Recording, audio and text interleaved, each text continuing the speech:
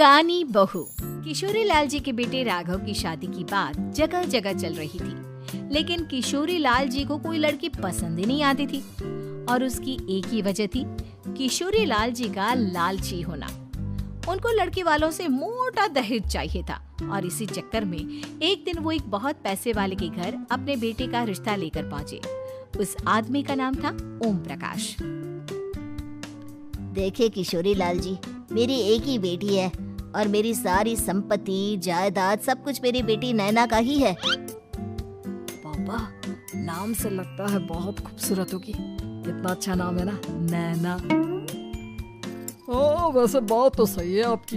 अब इतना पैसा है, जमीन जायदाद है, इकलौती बेटी, आप भी क्या करेंगे? सब कुछ उसे ही देंगे ना। बिल्कुल ठीक पहचाना आपने।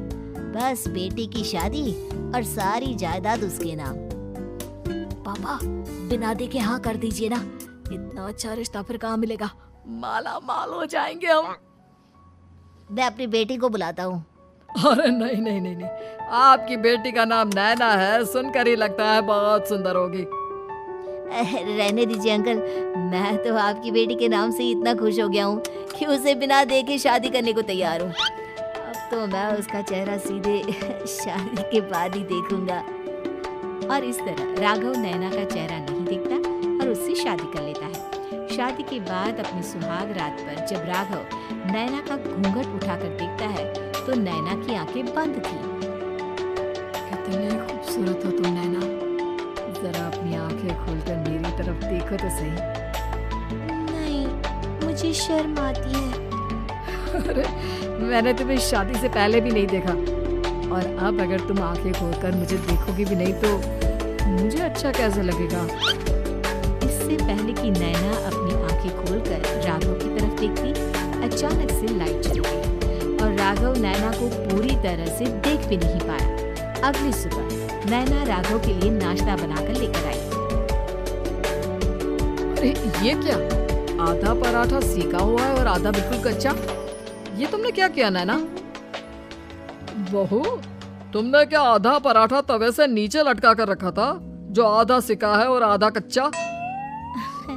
मुझे जितना दिखेगा उतना ही तो सीखूंगी ना पापा जी।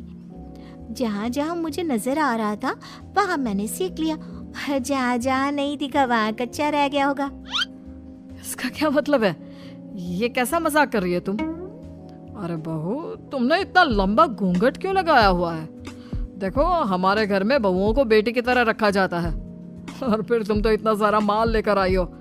देखो, ये घूंघट डालकर रखने की कोई जरूरत नहीं है। हाँ नैना, पापा जी ठीक कह रहे हैं, तुम तो आराम से रहो, अपना ही घर समझो।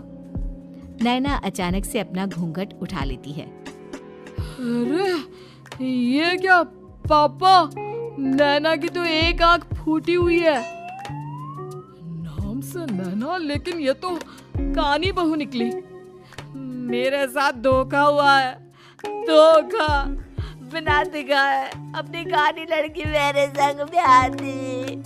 मुझे कानी बीवी नहीं चाहिए। मुझे अभी ओम प्रकाश जी से बात करनी पड़ेगी। आखिर उन्होंने मेरे साथ ऐसा किया क्यों? अरे, आप लोगों ने ही तो पापा से कहा था कि आप लोग शादी से पहले मुझे देखना नहीं चाहते।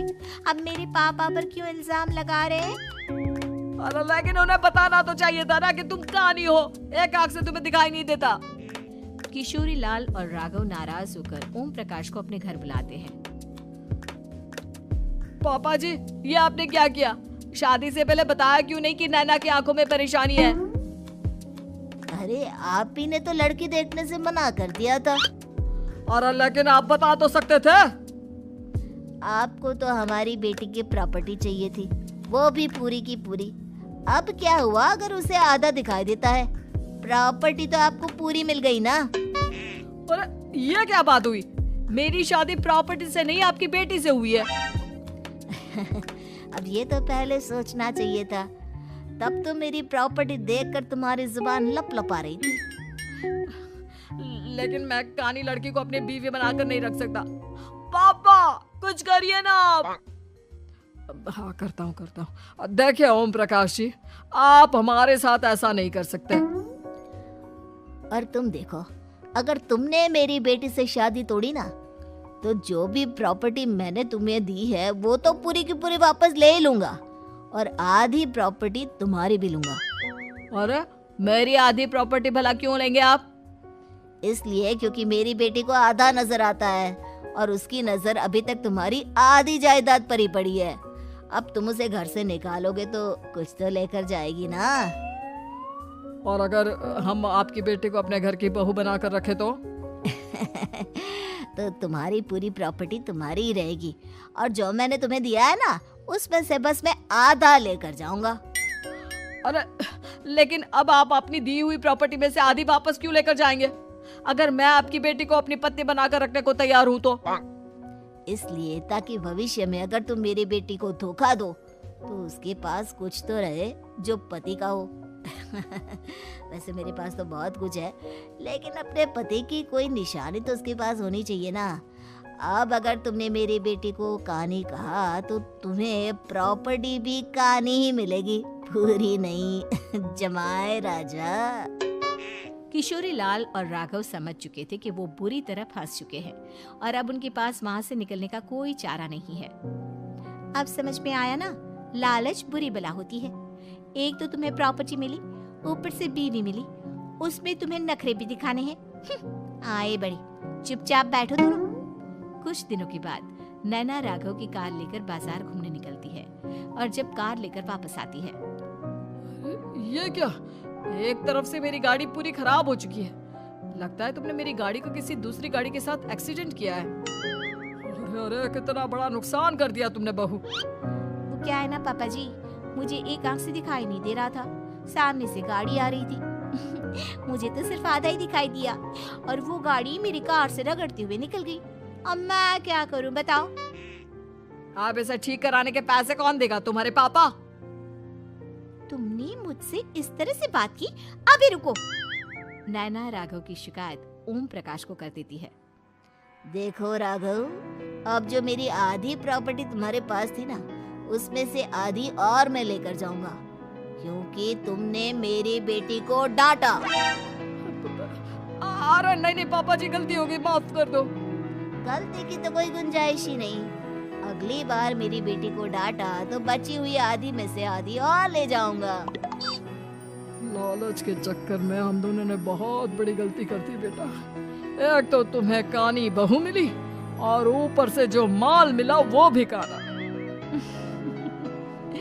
इस तरह राघव की हर एक गलती पर ओम प्रकाश उसकी प्रॉपर्टी का आधा आधा हिस्सा लेकर अपना सारा माल वापस ले गया और राघव को कानी बीवी से काम चलाना पड़ा। भाई लालच वाकई में बुरी बला है।